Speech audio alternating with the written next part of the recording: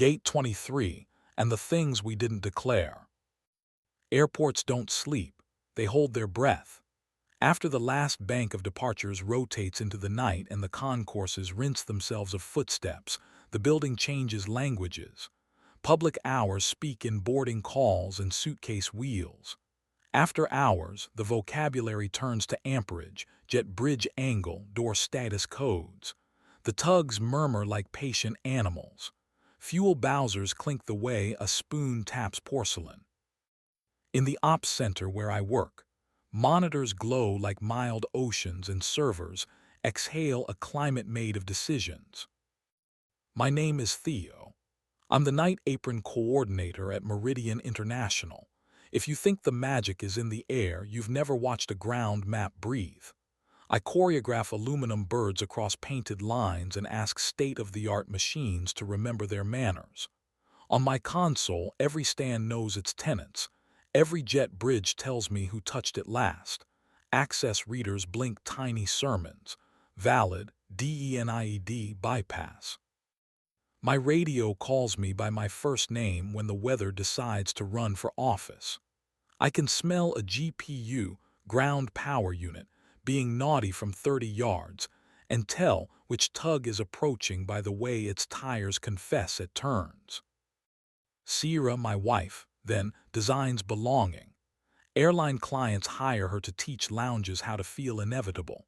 She will walk into a rectangle of carpet and convince it to behave like memory. Diffusers do as they're told when she looks at them. She's a dramaturg for weights, light, scent, sound, and the choreography of a good chair. We got married on a Wednesday because we liked stealing important things from the middle of the week. The courthouse smelled faintly of toner and resolve. She wore a white blazer with pockets deep enough to hide a runway. I wore the suit that forgives my shoulders. On the steps, we split a canned espresso and kissed around the aluminum rim. She said my mouth tasted like static and weather. Nights when our hours overlapped, she'd cut through the service corridor to the ops center and sit sideways on my desk like furniture that had found its calling. She would tug me by my belt and kiss me with the studied mercy of someone who knows exactly where your thoughts live. I put my mouth at the hollow beside her throat, where voice rehearses, breath there, and felt the static in her shoulders change jobs. Airports make sacrifices of sleep and patience. We tried not to add our honesty to the list. The first odd thing arrived wrapped in boredom. A little red rectangle blinked on my apron map. D-Concourse, Gate 23. Jet bridge egress. Bypass, 2 seconds, compliance restored. The camera feed from the corner of the gatehouse offered only the oblique stare of carpet and a ghost of a bench. The airbridge weight sensor registered a signature like a person leaning in to tell the bridge a secret. Meanwhile, a ground power cable on the adjacent stand hiccuped and settled as if a hand had brushed it. Nothing I could write anyone up for, enough to adjust the angle of my attention. 2 nights later, the same small sin. Door bypass. Weight curve like a quiet footfall. The jet bridge angle motor logged an apology it didn't owe. I checked the work roster. No one had business in 23 after midnight. My shoulders tightened the way they do when a wake crosses under a boat and your body knows before your brain. I signed out a little jar from facilities.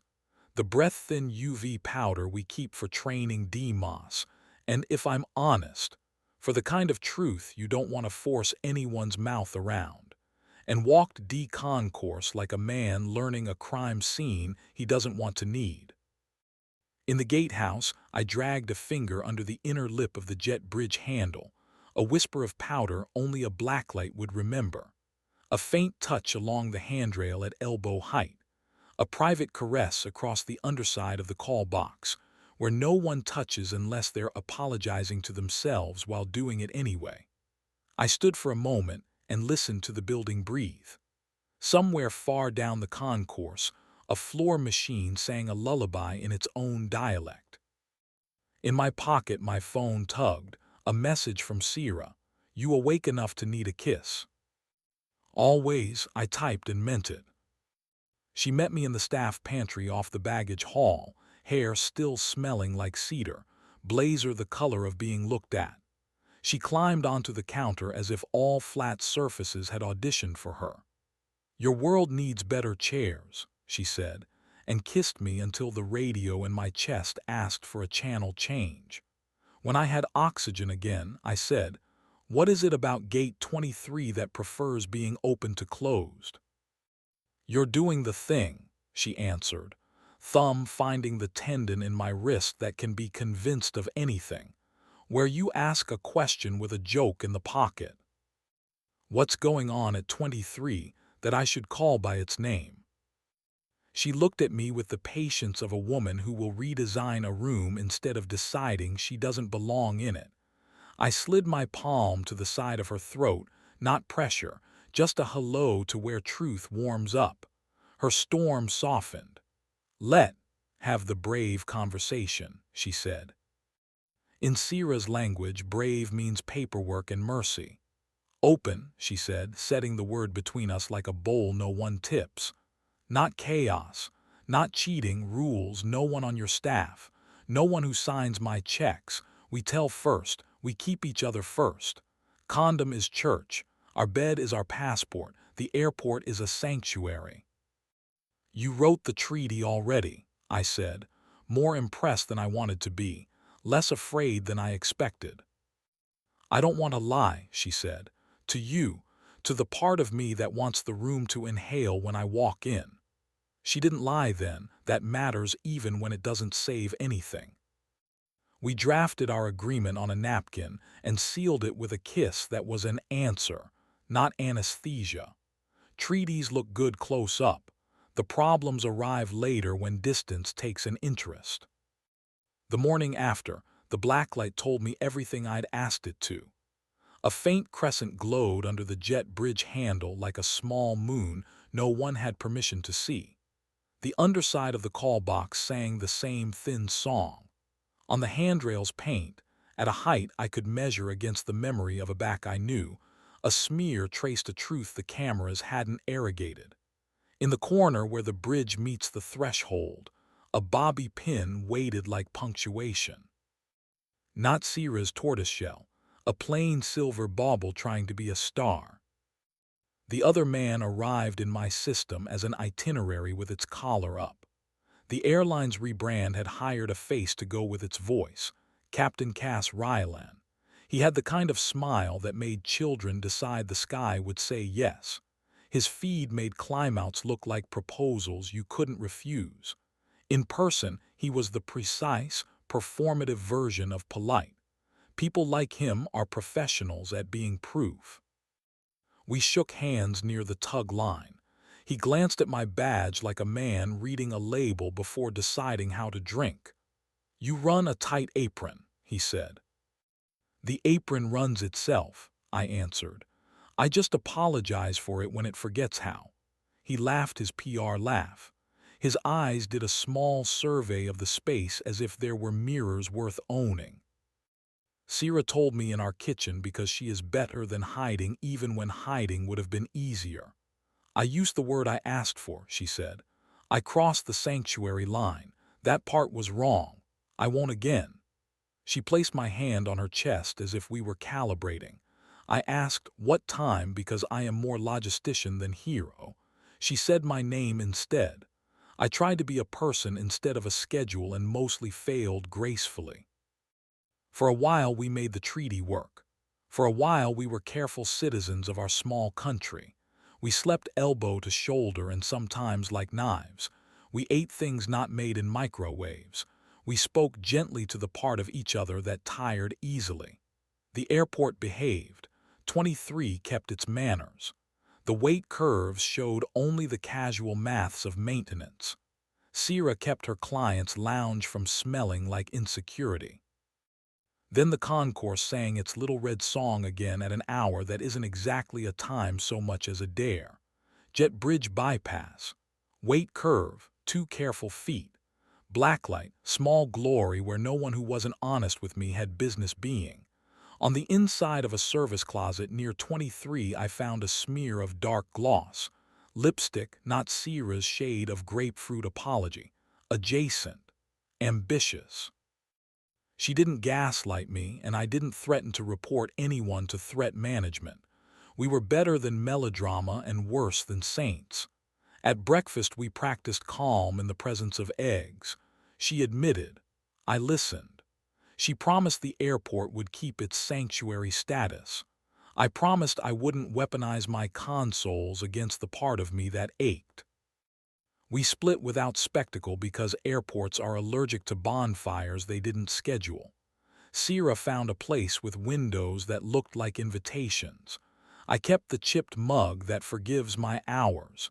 She kept the kettle that complains before it sings. On the sidewalk, we hugged like colleagues at the end of a beautiful, unrenewed contract. Hate me clean, she said, if you have to. I'll try to keep my rage in labeled bins, I answered, and earned a laugh that reminded me why my worst day with her had still been better than being right alone. The apron and I made peace with each other. Maybe it was only that my pulse clocked back in. 23 minded its work. The GPU hissed less. The tugs and I exchanged fewer stern words. I slept lightly and forgave poorly, and then, one night, everything changed because a human being opened a door to a different kind of air and told me to walk through. Her name is Rhea. She's a line mechanic with hands that can make an aircraft reverse a bad attitude. She keeps her hair braided because gravity doesn't deserve all the wins. She smells like Jet A diluted by citrus hand cleanser, and once, just once, like rain and a sweater. She laughs like a woman who trusts torque. I noticed her first because a tow bar refused to let go, and she murmured something to it that sounded like a threat and a lullaby at the same time. The metal relented, as smart things often do when spoken to correctly. We met properly in Bay 12 under a wing that had learned melodrama. A refuel valve was sulking.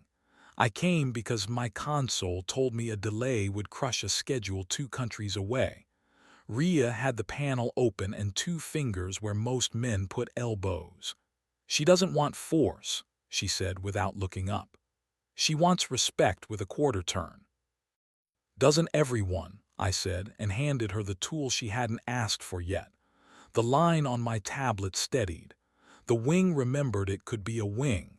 She looked over, touching the back of her glove to her cheek without smearing the night across it. You watch things breathe, she said, not quite a question.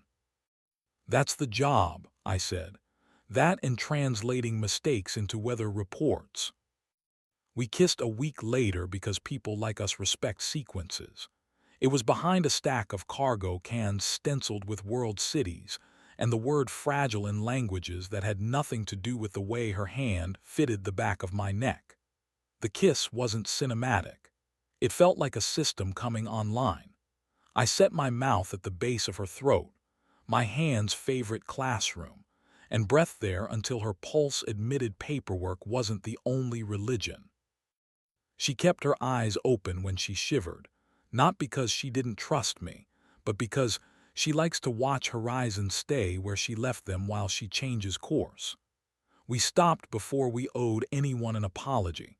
We stood forehead to forehead and laughed at ourselves like grown-ups who know how much trouble the right 10 seconds can travel. With Rhea, I relearned specificity. She is a mechanic by temperament in every room. More is not her word, correct is. She warmed when my thumb rested over the artery at her wrist. She climbed into my lap in the silent ops office at 3 a.m. like a diagram you're finally ready to follow. We were not careless. The airport hates careless. So do people who fix it. We did not use jet bridges or stands or any corner with a camera that pretends it isn't a witness. We used kitchens after hours and the dark edge of Hangar C where the air tasted like stories and aluminum. Consent became craft, touch as instruction, pause as punctuation, yes as something with a backbone. If you want revenge, I am not the man you call. I could have compiled a real fit for 1,000 angry clicks, Unauthorized access at 23, weight curves that sang a love song, powdered proof. I could have fed it to security or, more deliciously, to the whisper systems of the airline that sells itself on virtue. The apron is a church with a messiah complex. I'm not its vengeance. Rhea didn't want a vigilante.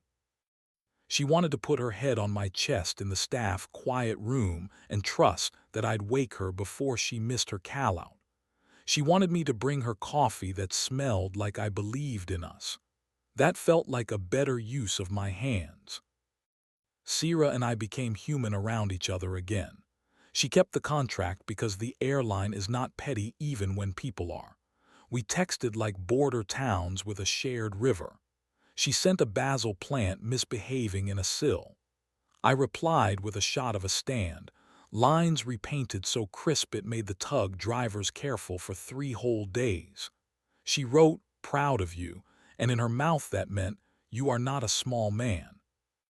Captain Cass remained professionally handsome and improbably light on his feet for a person who carries that much attention. Once, in a corridor where we had to pretend we didn't have histories, he tipped 2 fingers off his temple like the museum sketch of a salute. "You keep a clean house," he said. "It keeps itself," I answered. "I take messages." He smiled the way men do who collect other people's sentences for later. I let him have it. I kept the floor. The airport kept being itself. A storm snuck in sideways, and we became a city with rules again. A small boy pointed at a pushback and shouted tractor, and I loved the accuracy more than he could possibly deserved. A woman hugged me in baggage claim because I found her suitcase where a bin number forgot its manners. A janitor taught a slide track door to forgive a shoe. A man cried alone at a charging station while pretending to read the news, and I stood nearby facing away because some privacy is team sport. I spoke gently to a GPU with thirst for attention. I apologized to a belt loader I'd accused wrongly. I learned where Rhea keeps her patience and how to ask for it. Sometimes I wake at an hour that shouldn't have a name, the apartment above the deli smelling like ambition and onions. If Rhea's calf is thrown over my thigh, the punctuation I trust most, I set my palm to the place where breath considers being voice and wait for that small lift. The difference between ending and completion has a temperature. My hand, finally, has learned it better than any of the manuals on my shelf. Months after the powder went back into the drawer with other tools that worked too well, the airport hosted a charity gala that dressed duty in sequins. We set up a stage in the older terminal, the one with ceilings that remember when travel was a tailored suit. I wore black because black forgives fluorescence. Sierra stood under a borrowed chandelier turning static into mood. Her hair was shorter. Her smile had put down something heavy. "Is she kind?" she asked, not needing a name. Good exes don't throw proper nouns at each other like plates. "She's specific," I said. "Specificity is kindness that pays rent." "Be good to each other," Sierra said. "And you?" I asked. "Are you letting morning into rooms that don't belong to you?" "I'm practicing," she said. It looked true when her face tried it on. We clinked water, the only drink that tells the truth without perfume. Across the room, Captain Cass made a circle laugh because he is good at the assignment he wrote for himself. He could keep them. I had a different jurisdiction. The line painted across an apron that means hold short. Airports don't believe in morals. They believe in clearances. I tell new hires who mistake radios for heroics the same thing I tell myself when the building asks a human favor. Aviate, navigate, communicate. Keep the thing flying. Decide where it's going. Tell the truth about both. Sometimes fidelity is a checklist. Stabilize before you descend. Read back your clearances. Mind the doors. Sometimes forgiveness is maintenance you do when no one is filming. Torque, inspect, record, repeat. After the gala, I made one last lap through D Gate 23, blinked good behavior at me, bland and proud. I put my knuckles against its door like you would against a dog's shoulder when it has learned a trick. All secure, I told my radio, which was really my chest. On my way out, I passed the staff pantry. The counter remembered a woman's thigh the way furniture remembers its best day. I closed the light, not like an ending, but like a completion. The apartment with the complaining kettle is different now only where it needs to be. Rhea leaves a coil of safety wire on the table like punctuation. I drink coffee from the chipped mug that forgives my shifts. In our bed, ours because we keep choosing it, we use the ritual that works. I put my hand where a voice begins and listen to breathe become language. I do not check my phone. I do not look for cameras. I inventory what I can carry, and then I carry it. Her leg over mine, the sound she makes when my breath warms the hinge of truth. The way the city waits outside our window like a plane on a taxiway asking for permission to be brilliant. In the morning, I'll go to the apron and wrestle polite miracles from definite machines. I'll move planes and apologize to windsocks and say please to pumps. I will not use the blacklight unless I must. I will trust the treaty I keep with my own spine. And if some door somewhere blinks red and asks to be noticed, I will notice with the kindness of a man who finally knows which rooms are sacred and which are only expensive, which promises are roots and which are run-ups, and how to hold short of a line he is not willing to cross.